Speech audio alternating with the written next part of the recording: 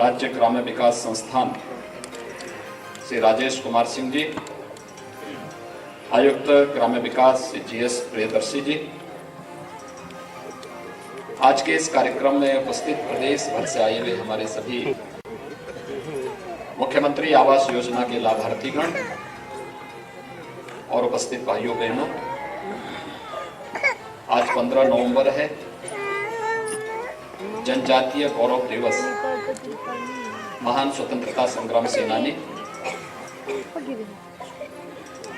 समाज सुधारक भगवान बिरसा मुंडा की पावन जयंती का कार्यक्रम है। मैं इस अवसर पर पूरे प्रदेशवासियों को, पूरे जनजातीय समाज को जनजातीय गौरव दिवस की हृदय से बधाई देता हूं। और ये हमारा सौभाग्य है कि जनजातीय गौरव दिवस के अवसर पर मुख्यमंत्री आवास योजना के लाभार्थियों को 905 करोड़ रुपए से अधिक की सौगात उपलब्ध करवाई जा रही है। इसके लिए आप सबको हृदय से बधाई देता हूं और ग्राम्य विकास विभाग को इस अभिनव कार्यक्रम को आगे बढ़ाने के लिए हृदय से धन्यवाद भी देता हूं। भाइयों बहनों, आदरणीय प्रधानमंत्री जी ने 2016 में प्रधानमंत्री आवास योजना को लागू किया था और प्रधानमंत्री आवास योजना जिस समय लागू हुई थी उस समय प्रदेश में भारतीय जनता पार्टी की सरकार नहीं थी।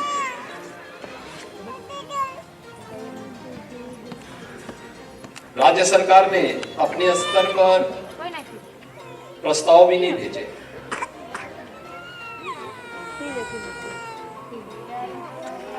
लोग जो जाति के नाम पर समाज को विभाजित करते हैं, वास्तव में ये गरीबों के कितने हितैषी हैं, यह इन लोगों की इन कारगुजारियों से हम समझ सकते हैं। जिन लोगों ने इतनी लोकप्रिय योजना को प्रदेश में लागू ही नहीं किया था, और आज मुझे बताते हुए प्रसन्नता है कि उत्तर प्रदेश ने विगत 5.5 वर्ष के दौरान ग्रामीण और शहरी क्षेत्र में 45 लाख गरीबों को सिर ढकने के लिए एक आवास उपलब्ध कराया है, जिसमें 27 लाख ग्रामीण क्षेत्र में और शेष 17 लाख से अधिक लाभार्थियों को हम लोगों ने शहरी क्षेत्र में प्रधानमंत्री आवास योजना का लाभ उपलब्ध करवाया है। और उत्तर प्रदेश पहला राज्य है जिसने प्रधानमंत्री आवास योजना हो या फिर मुख्यमंत्री आवास योजना, उनके हर उस लाभार्थी को जिसके पास आवास बनाने के लिए जमीन का टुकड़ा नहीं था, उसे जमीन का पट्टा भी इसके साथ ही अनिवार्य रूप से उपलब्ध कराया है। और आज मुझे प्रसन्नता है कि मुख्यमंत्री आवास योजना से जुड़े हुए सभी लाभार्थियों को, 34,000 से अधिक लाभार्थियों को तो प्रथम किस्त के रूप में, और शेष लाभार्थियों को जिन्होंने गृह प्रवेश किया है उन्हें घर की चाबी उपलब्ध करवाने का एक अवसर जनजातीय गौरव दिवस के अवसर पर यहां पर मुझे प्राप्त हुआ है। वास्तव में प्रधानमंत्री आवास योजना हो या मुख्यमंत्री आवास योजना, ये केवल किसी एक लाभार्थी को लाभान्वित करने का एक माध्यम नहीं, बल्कि उसके आर्थिक उन्नयन की दिशा में प्रधानमंत्री मोदी जी के मार्गदर्शन और नेतृत्व में किए जाने वाले कार्यक्रमों का एक अभियान की कड़ी भी है। आज जनजातीय गौरव दिवस पे मुझे थोड़ी देर में सोनभद्र जाने का अवसर प्राप्त होगा। मुझे याद है जब मैं 2018 में सोनभद्र जनपद में गया था, तो सोनभद्र जनपद में मुझे प्रधानमंत्री आवास योजना को देखने के लिए मैं गया था। क्या प्रगति है जनजातीय क्षेत्रों में, वनवासी क्षेत्रों में क्या हुआ है। तो वहां मकान बने हुए थे, मकान बन, सभी लोगों के कुछ के मकान बन चुके थे, कुछ के बन रहे थे, लेकिन उसी में एक महिला, वनवासी महिला थी। उसने मुझे कहा कि मुझे भी एक कॉलोनी चाहिए, मुझे नहीं मिला है। ये सच था कि जब एसईसीसी के सर्वे हुए थे 2012 में, 11-12 में, तब न केंद्र में भारतीय जनता पार्टी की सरकार थी, न राज्य में भारतीय जनता पार्टी की सरकार थी। राजनीतिक भेदभाव और उन राजनीतिक संकीर्णताओं का शिकार एक बड़ा तबका बना था। उन्हें वंचित कर दिया गया था, उन्हें इस सूची में नाम नहीं उनका डाला गया था। एक बड़ी संख्या ऐसी थी जो इन योजनाओं से वंचित थी। तो मैंने प्रशासन से कहा, मैंने कहा इनको आवास क्यों नहीं मिला? तो बताया गया कि सेक्स सूची में इनका नाम नहीं है। मैंने कहा लेकिन पात्रता तो रखती है। उन्हें इस सूची में नाम नहीं उनका डाला गया था। एक बड़ी संख्या ऐसी थी जो इन योजनाओं से वंचित थी। तो मैंने प्रशासन से कहा, मैंने कहा इनको आवास क्यों नहीं मिला? तो बताया गया कि सेक्स सूची में इनका नाम नहीं है। मैंने कहा लेकिन पात्रता तो रखती है। उन्होंने कहा हाँ, पात्रता तो रखती है। तो मैं यही आया, कैबिनेट की बैठक किया और मैंने कहा जितने भी ऐसे वंचित हैं, जिन लोगों को अब तक इन योजनाओं का लाभ नहीं मिला है, उनके लिए हम वो एक नई आवास योजना चालू करेंगे और मुख्यमंत्री आवास योजना राज्य सरकार के स्तर पर प्रारंभ होगी। और मैंने प्रशासन से कहा, मैंने कहा पहले इसी परिवार को देना। सोनभद्र से वो प्रारंभ हुआ, हम लोगों ने उस महिला को आवास दिया। मैंने कहा 1 साल के बाद फिर मैं देखने के लिए आऊंगा कि इसका आवास बना है कि नहीं बना है। 1 वर्ष के बाद जब मैं उस क्षेत्र में फिर से गया और मैंने उसका आवास देखा, मुझे अपने घर में लेके गए, उसने अपना आवास मुझे दिखाया। आवास दिखाने के बाद उसने मुझे बताया कि उसने कहा कि मैंने 2 बड़े-बड़े कमरे बनाए हैं, किचन भी बनाया है। मनरेगा के अंतर्गत जो से शौचालय का लाभ मिला, स्वच्छ भारत मिशन के अंतर्गत ही मिला, अन्य योजना से लाभ मिला, उसका भी लाभ उसको मिला, उसने उसका भी निर्माण किया था। और मैंने उससे कहा, मैंने कभी पैसा तो हमने केवल आपको 1,30,000 रुपया दिया था वहां के लिए, क्योंकि नक्सल प्रभावित जनपद था, तो 1,30,000 रुपये इसकी राशि है। उसने कहा नहीं, कुछ पैसा हमने इकट्ठा किया था। आदमी मेरा पति जो है ठेला लगा करके कुछ पैसा कमा लेता है, तो उस पैसे को भी हमने लगाया, मकान बनाया है। और साथ साथ हमारे पास जो पैसा हमने मकान के लिए रखा हुआ था, कुछ पैसा पहले से, तो कहा अब मेरे घर में एक और परिवर्तन आया है कि मैंने एक भैंस भी ली है, उससे दूध मिलता है। दूध को मेरा पति तो ठेले से भी पैसा कमाता है, ठेला लगा के सब्जी फल आदि बेच करके पैसा कमाता है। मैं अपने घर गृहस्थी के कार्य के साथ साथ भैंस का दूध बाजार में बेच देती हूँ, तो उसका भी अतिरिक्त आमदनी होती है। अब बच्चों को पढ़ा रहे हैं। तो यहाँ पर उप मुख्यमंत्री श्री केशव मौर्य जी कह रहे थे कि शासन की योजना व्यक्ति को अकर्मण्य नहीं बना सकती और बनाना भी नहीं चाहिए। व्यक्ति को कभी भी मेहनत से, परिश्रम से भागना नहीं चाहिए। आज आपके पास आमदनी का कोई जरिया है, ईमानदारी के साथ हमें उसको बढ़ाने का प्रयास करना चाहिए। आपके पास एक पूंजी होगी तो आप अपने कारोबार को और आगे बढ़ा सकते हैं, अपने काम को और आगे बढ़ा सकते हैं। लेकिन हम इस कारण से चुपचाप बैठ जाएं कि साहब सरकार तो फ्री में देगी ही, कभी व्यक्ति को खुशहाल नहीं कर सकती। और हम शासन की योजनाओं के बारे में भी हमेशा इस बात को कहते हैं कि चयन की प्रक्रिया हमारी पूरी पारदर्शी होनी चाहिए, भेदभाव किसी के साथ नहीं होना चाहिए, योजनाओं का लाभ समान रूप से समाज के प्रत्येक तबके को मिलना चाहिए। जब बिना भेदभाव के शासन की योजना समाज के प्रत्येक तबके को मिलती है तो योजना यशस्वी बनती है। उस यश का कारण शासन भी बनता है, प्रशासन भी बनता है, उन्हें इसका श्रेय मिलता है। एक लाभार्थी इससे लाभान्वित होकर के अपने सर्वांगीण विकास के मार्ग को आगे बढ़ाता है। लेकिन जब योजना अपात्रों को मिलती है, उसमें चयन की प्रक्रिया में भेदभाव होता है, वह योजना अपयश का कारण बनता है, घोटालों का कारण बनता है और फिर चयन करने वालों को एक न एक दिन जेल की सीटों के अंदर जाकर के सड़ने के लिए मजबूर भी होना पड़ता है।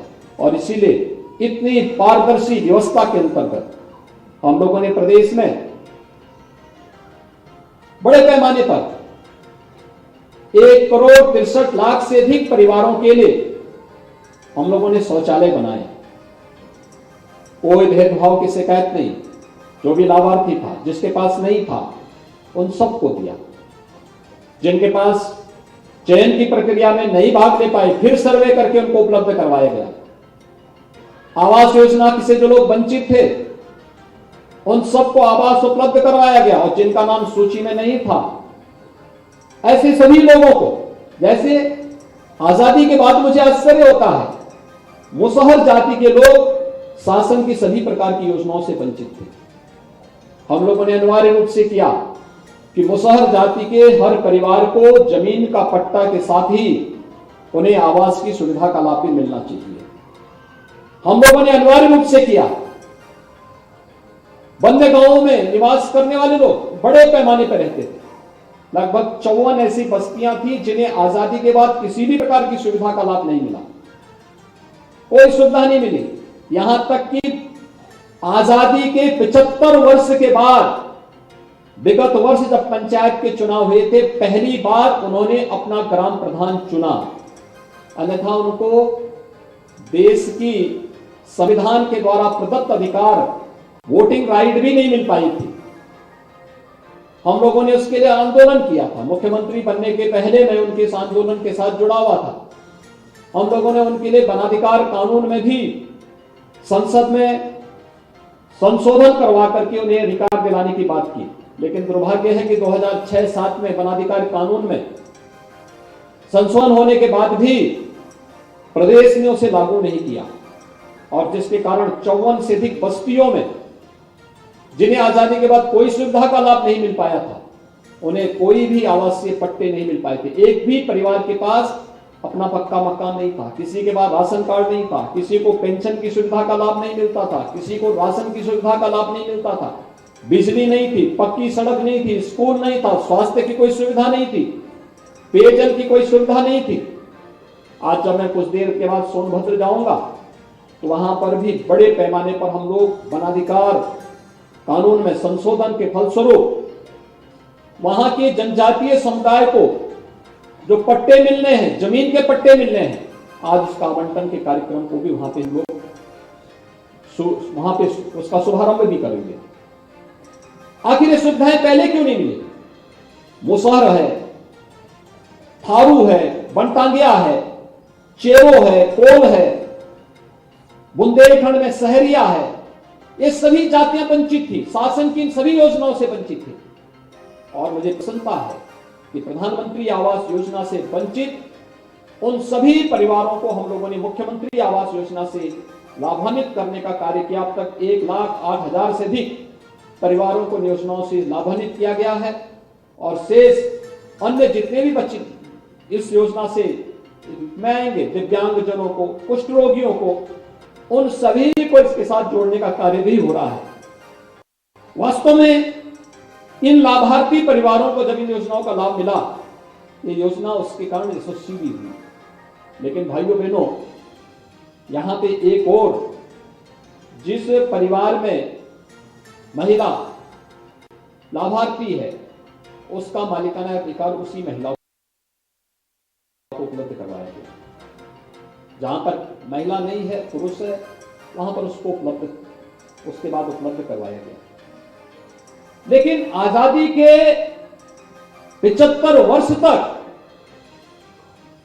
या 70 वर्षों तक जिन लोगों ने जाति के नाम पर समाज के सामाजिक ताने बाने को छिन्न भिन्न किया और आप लोगों को योजनाओं से वंचित किया, वे सभी लोग आपके दृष्टि से आपके एक अपराधी हैं, क्योंकि आपको शासन की सुविधा से उन्होंने वंचित किया, आपके साथ भेदभाव किया।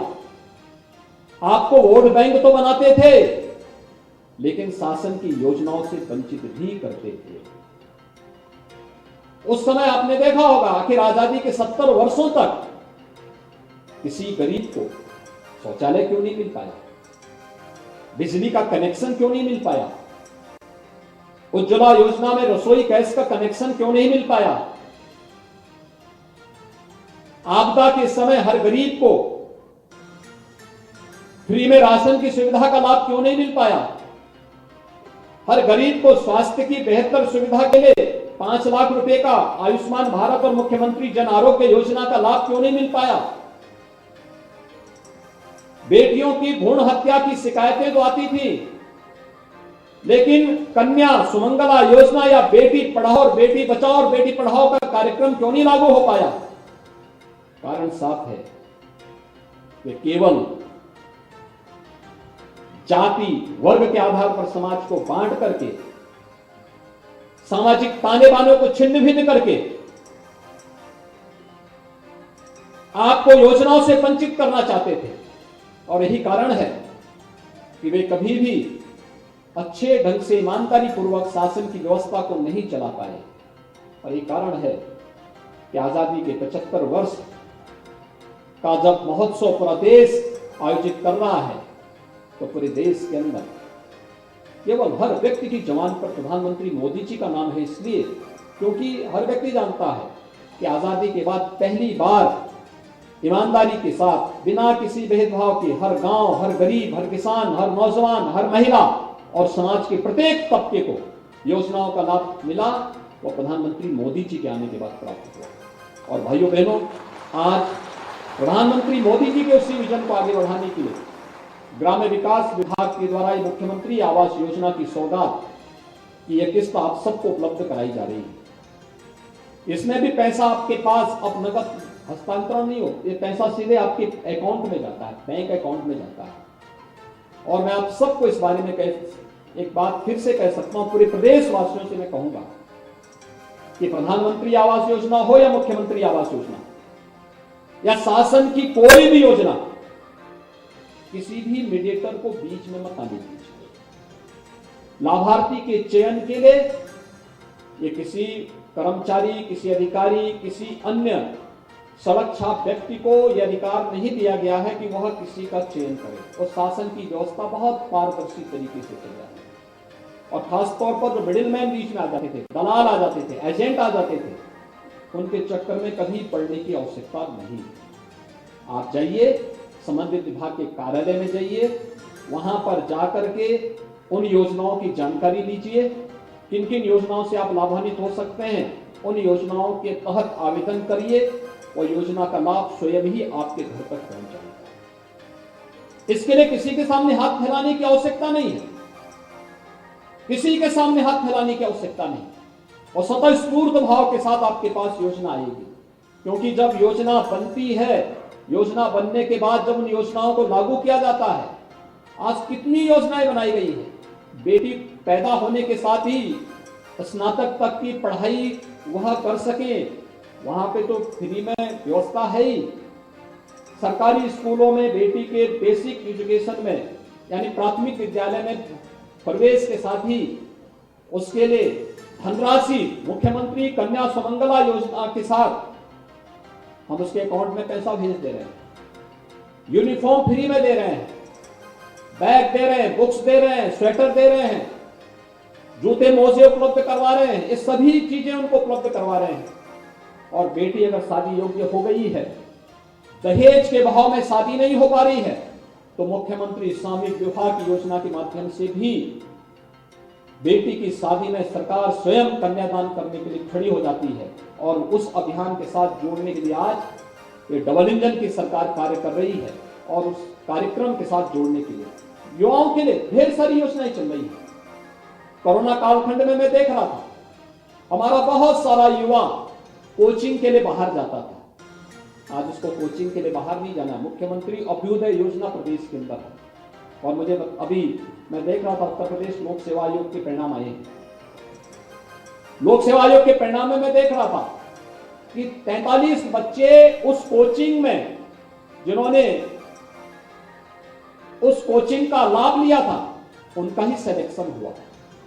यानी काफी अच्छी योजनाएं चल रही हैं। तमाम अन्य योजनाओं में भी शासन की योजनाओं का लाभ मिल रहा है। हम 2 करोड़ युवाओं को टैबलेट और स्मार्टफोन उपलब्ध करा रहे हैं। महिलाओं के लिए ग्रामीण क्षेत्र हो या शहरी क्षेत्र में महिला स्वयंसेवी समूह के माध्यम से ढेर सारे अवसर आर्थिक स्वावलंबन के आगे बढ़ सकते हैं। हमें जहां पे भी अच्छा काम हो रहा है उन कार्यक्रमों के साथ जोड़ना चाहिए। शासन की योजना किसी व्यक्ति का, किसी समुदाय का आर्थिक उन्नयन का है और क्लस्टर योजना में भी आवासीय स्कीम बन सके, यह भी आपने देखा होगा।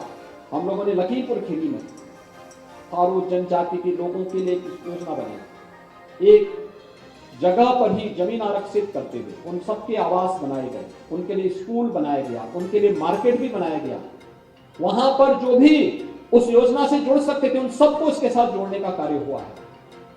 ये सभी इसलिए जिससे हम लोग शासन की योजना के साथ जोड़ने के साथ ही ये योजना ये ना लगे कि यह खैरात है। यह योजना आर्थिक स्वावलंबन का आधार बने। हर व्यक्ति को हम आगे बढ़ाने के क्रम में इस योजनाओं को आगे बढ़ा सके, इस दृष्टि से यह केंद्र और राज्य सरकार की योजनाएं, लाभार्थी परक योजनाएं आपके लिए उपलब्ध कराई गई हैं। और मुझे विश्वास है कि बिना किसी मिडलमैन के, बिना किसी दलाल और एजेंट के शासन की योजनाओं का सीधे लाभ आपको प्राप्त होगा।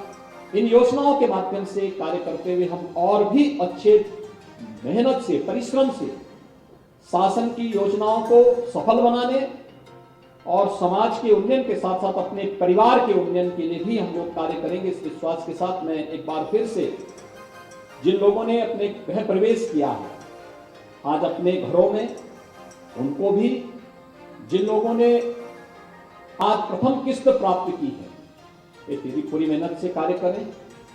किसी भी व्यक्ति को अपने और समय से कार्य कर लें। और मैं ग्राम्य विकास विभाग से इस बारे में कहूंगा कि नोडल अधिकारी हर एक जनपद के लिए, हर कार्यक्रम के लिए हम तैनात करें।